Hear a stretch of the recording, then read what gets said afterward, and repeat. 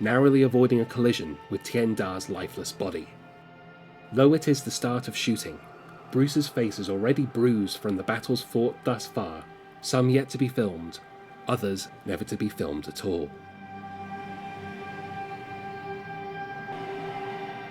It is Bruce's first day in front of the camera on the Game of Death, and his first in the introduction of Kareem Abdul-Jabbar's character is one of the Game of Death's most enduring images, not least the subtle moment when he mimics the slack-jawed wonder with which Lee first looks upon him. Then undoubtedly the top spot on the list must be reserved for Hei Qian's outfit, a full-length yellow jumpsuit with black stripes running down its left and right hand side. Designed and commissioned by Lee himself, the motivation behind the jumpsuit's design is simple.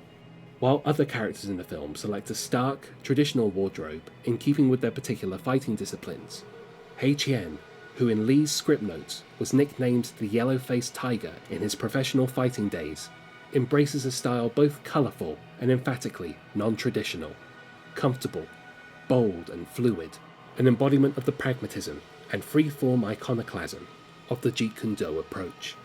The jumpsuit's bold colours are complemented with a matching set of sneakers on his feet, one of 3 different sets Bruce will wear during the course of filming, those stripes, only to be inverted when it became clear that yellow would read better on camera during the dimly lit fight with Abdul-Jabbar. Regardless, the yellow and black jumpsuit remains arguably the piece of visual iconography most associated with Bruce Lee to this day. Director of photography Tadashi Nishimoto, often credited under the Chinese alias Ho Lan Shan, had previously shot films such as King Hu's wuxia landmark Come Drink With Me for Shaw Brothers, and was responsible for bringing over the Toho Scope widescreen lenses that would form the basis of the studio's iconic SureScope system. His skill at capturing action in striking, moody compositions, often shot at low angles with very wide lenses, was honed in his native Japan when filming the Chambara swordplay films that influenced numerous Hong Kong filmmakers, not least Bruce Lee. As if freed from the shackles of formal convention by the more heightened, fantastical elements of the story, Lee and Nishimoto's camera work becomes more playful and expressive, such as this angle shot from the point of view of Abdul-Jabbar's character while sitting in a rocking chair. While invention was being encouraged behind the camera, in many other respects, filming on the Game of Death adheres to standard operating practices for Hong Kong.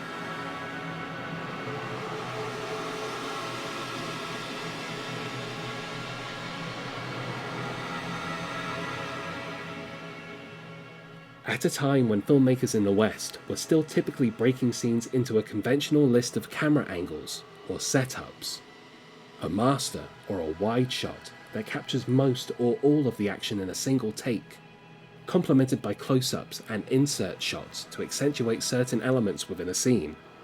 Hong Kong filmmakers, working at the height of the Kung Fu boom, favoured a style that academic David Bordwell has referred to as segment shooting, wherein the scene is broken up into several short pieces, which are dually filmed one at a time, even if it involves moving the camera back and forth multiple times.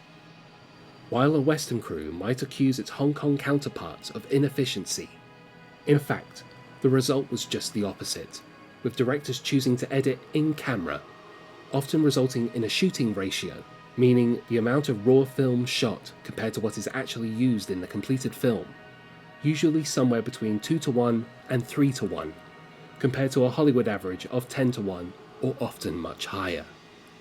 And while a Hollywood director like Stanley Kubrick might enjoy the luxury of shooting as many takes as he likes, even a big star like Bruce Lee accepts that in Hong Kong, if you get it right on the first take, you move on to the next angle. The economic rationale is self-explanatory. 35mm film and studio time aren't cheap, but an unexpected artistic advantage is a restless, dynamic energy that puts the action scenes in many of its Western counterparts to shame. In spite of the ruthless economy that came with the segment shooting production style, Lee holds firm when it comes to pursuing perfection during the combat scenes. The third day of filming begins with a wide angle, showing Lee toppling Abdul-Jabbar with a leg lock. The following back and forth between Lee and Abdul-Jabbar ends up taking no less than 7 takes to shoot, with the timing needing to be absolutely on point. You'll notice a pattern emerge in longer setups that require multiple takes, Lee and his scene partner may initially come across as stiff on the first couple of tries, as if attempting to remember the choreography while moving, but by the final takes, looking far more fluid and spontaneous. Lee has a keen eye for how not only his moves, but those of his scene partners will read on camera, and is aided in judging takes on more dynamic scenes by his trusted cinematographer, Tadashi Nishimoto. As Heichien attempts in vain to best the Guardian of the Unknown, who smiles eerily as his long-limbed strength helps him regain the upper hand, or should that be the upper leg? A dramatic dolly shot accompanies Heichien's retreat. As he stands back to consider his next move, the Guardian sits calmly.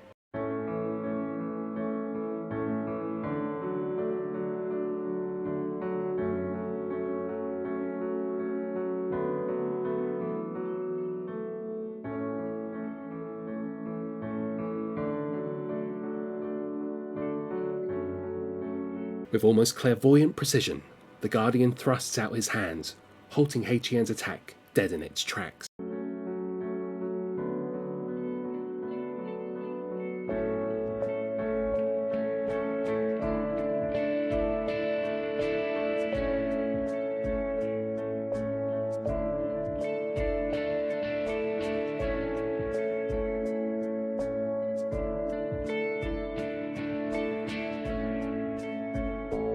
In his handwritten notes for this part of the fight, Bruce writes in Chinese a voiceover for his character, giving the audience an insight to his inner monologue.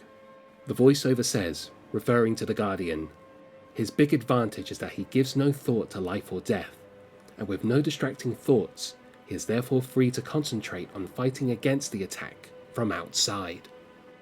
As the Guardian stands, Kareem Abdul-Jabbar speaks some of the first dialogue Bruce has written for the film. In English, he says, "Little one, you must have given up hope of living." The Guardian replies, "Same here, baby." To which Heichien says, "Then what are you waiting for?" For some, Lee's dialogue may risk sounding inelegant and stilted, but the stylized nature of the words are in keeping with the heightened unreality of the tale being told. It is in this dialogue where the motivation behind the title of The Game of Death becomes clear. It refers not only to the mortal stakes of the pagoda heist itself, but Heichien's transcendence of his own limitations, in understanding and matching the Guardian's advantage over him, and how his true strength lies not in his physical abilities, but his transcendent mastery over and acceptance of the fear of death itself. Heichien begins to tip the scales back in his favour, if only for a short while. The arc of Lee and Abdul-Jabbar's fight demonstrates the core theme of Lee's thesis for the film, and Jeet Kune Do in general. This final fight would be the culmination of everything demonstrated throughout the preceding battles on the lower floors of the pagoda. Unlike those earlier fights, however, Heichien has two significant disadvantages: the Guardian of the Unknown's physical size and strength, in particular the long reach of his arms and legs, but also his own unpredictable lack of a specific fighting discipline. Like the small willow tree that withstands the snowstorm while larger oaks around it fall, his character will ultimately triumph against the colossus in front of him, not through the mastery of one specific fighting regimen, but learning his opponent's strengths and weaknesses in combat and adapting his strategy accordingly. Fighting smarter, not harder. Having already been knocked down once at the start of the fight, he starts allowing the Guardian to make the first move, continually learning as he responds to each move in turn.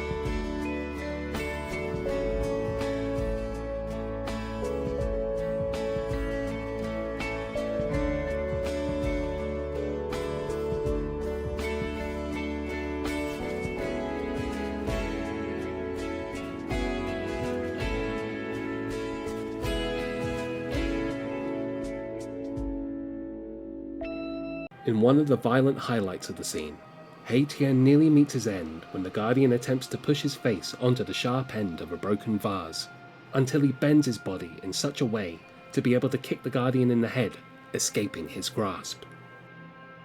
In spite of a debilitating back injury in 1970 that had been one of the contributing factors behind his hiatus from Hollywood acting, Bruce maintained intense core strength, allowing him to perform this difficult stunt single-handedly, without the use of doubles or wire assistance, aided only by the counterbalance offered as Kareem holds the back of his head. However, the lack of a camera angle explicitly detailing how Hei Tian is able to flip himself over in such a way where he lands on his feet means this scene is cut together awkwardly in any assembly of the footage. In a project so deliberately and ambitiously choreographed, it stands out as the one move one could reasonably call a cheat. We can speculate that Lee might have planned for a pickup shot at a later date, perhaps being doubled by Yuen Wah, the acrobatic stuntman that would later perform backflips for Bruce on Enter the Dragon. However, no notes or footage exist to corroborate this, and though Yuen Wah will appear in the Game of Death footage later on, it is not to double Bruce. September 10th, the fourth day of filming. One interesting flourish that Lee gives Abdul-Jabbar to perform is the Guardian adjusting his sunglasses as the fight increases intensity, showing both his rattled realization that Hei Tian may not be the pushover he originally assumed, but also cluing the audience in on his one major weakness that will be exploited later in the fight.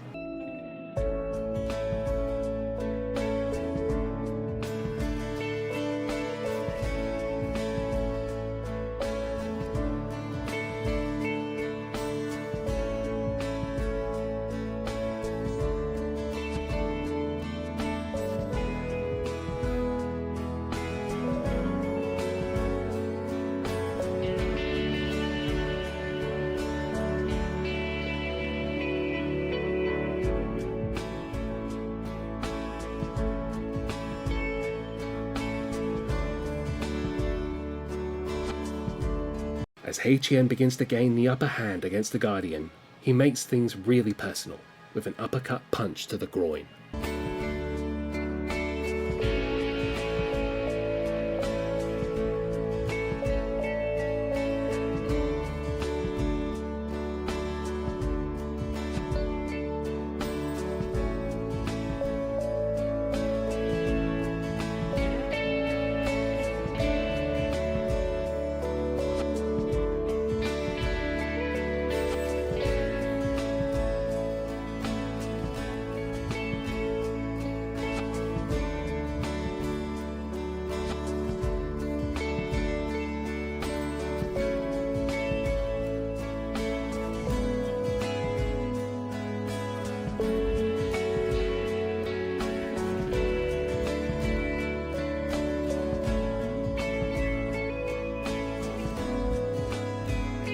Once again, Bruce's choreography notes for the scene include a line of internal monologue, potentially to be recorded in voiceover.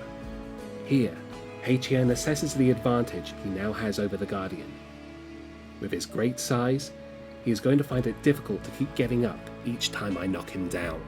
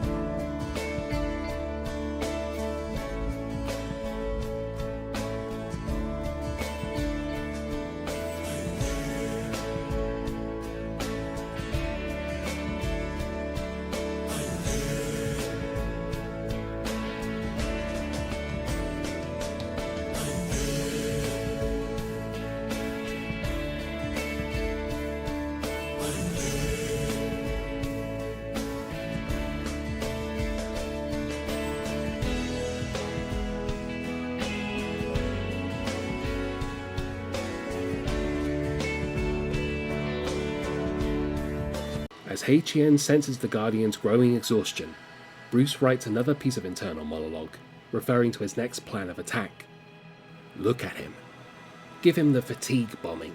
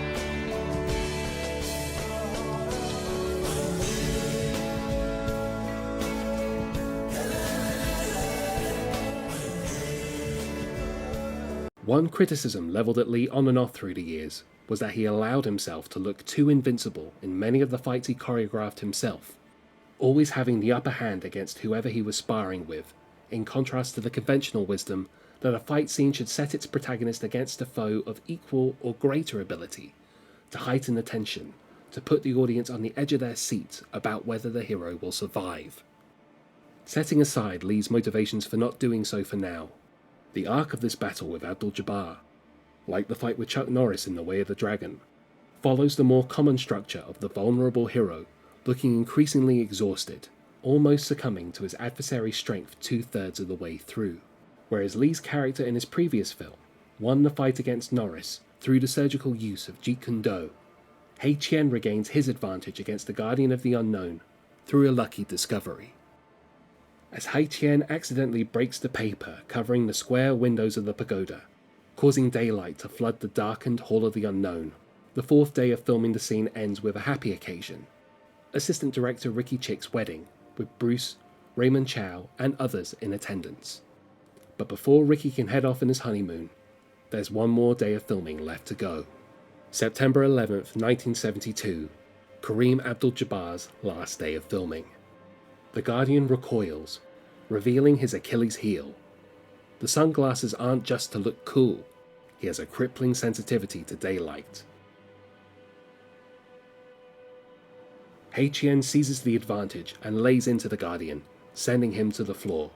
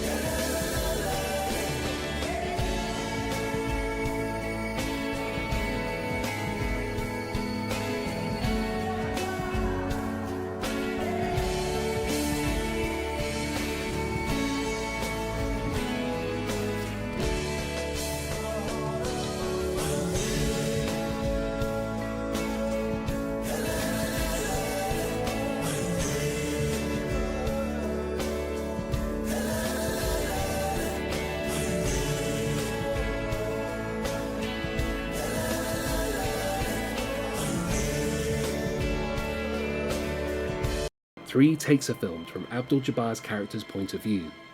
The first maintains a constant focus from start to finish, with the next toying with a shifting focus, implying that he's losing concentration and may even be concussed.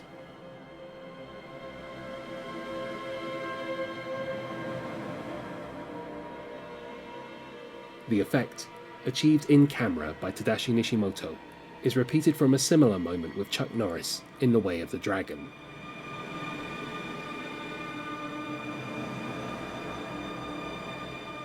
The Guardian's allergy to sunlight is never explained in Lee's notes for the film, nor is it known whether he ever discussed it with Abdul-Jabbar or anyone else. Though Lee's characteristically grounded, authentic choreography tempers any notion the film will venture into the realm of outright fantasy, unlike many of the wuxia films inspired by Chinese myth and legend that preceded it, or even the waifu films that followed. A vein of magical realism runs through the Game of Death, subtle and often unremarked upon. What we see instead in the Game of Death, albeit in controlled, nascent bursts, is Bruce Lee's imagination given free rein. At the story's core, the far-fetched notion of the remote ancient temple guarded by expert fighters whose lives solely revolve around mastering their craft in solitude while fending off the occasional intruder, is one steeped in a mythic, almost dreamlike, illogic. Would Lee have clarified the practicalities of such an unlikely arrangement in a finished script had he lived? Unlikely. Some have even compared the Game of Death to Lee's script for The Silent Flute from 1970, a tale much more driven by esoteric philosophical ideas and 1960s psychedelia than anything he would subsequently film in Hong Kong. Whether due to the low budgets offered by Golden Harvest, or simply changing tastes on his part, Bruce only teases at the otherworldly potential of his storyline.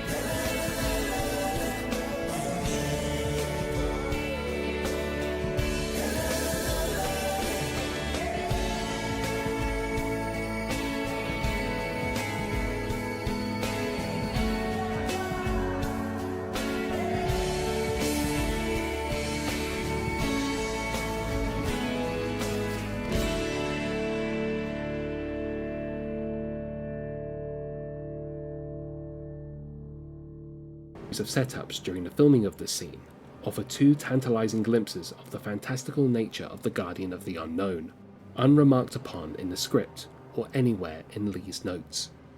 The first occurs after Hien has kicked the Guardian's sunglasses from his face, leaving him blinded and cowering in the safety of the dark.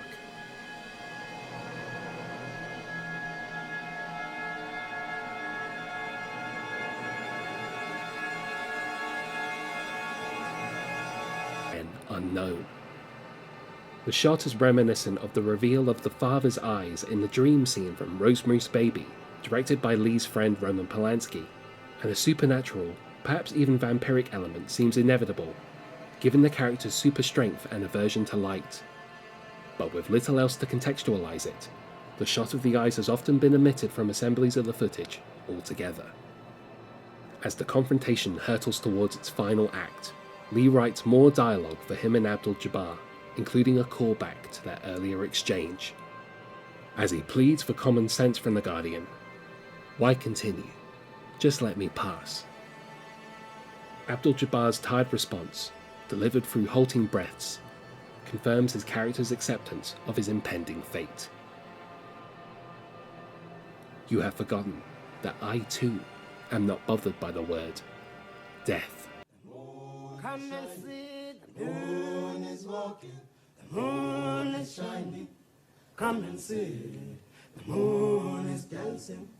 Come and see, the moon. Come and see, come and see. This is a miracle. Come and see, come and see. Come and see, the moon is dancing. Come and see. The moon is dancing. Come and see. The moon is dancing. Come and see. The moon is dancing. Come and see. The moon is dancing. Come and see. The moon is dancing. Come and see. The moon. Come along, my brother. Come and see. The moon. Come along, my sister. Come and see. The moon is dancing. Come and see.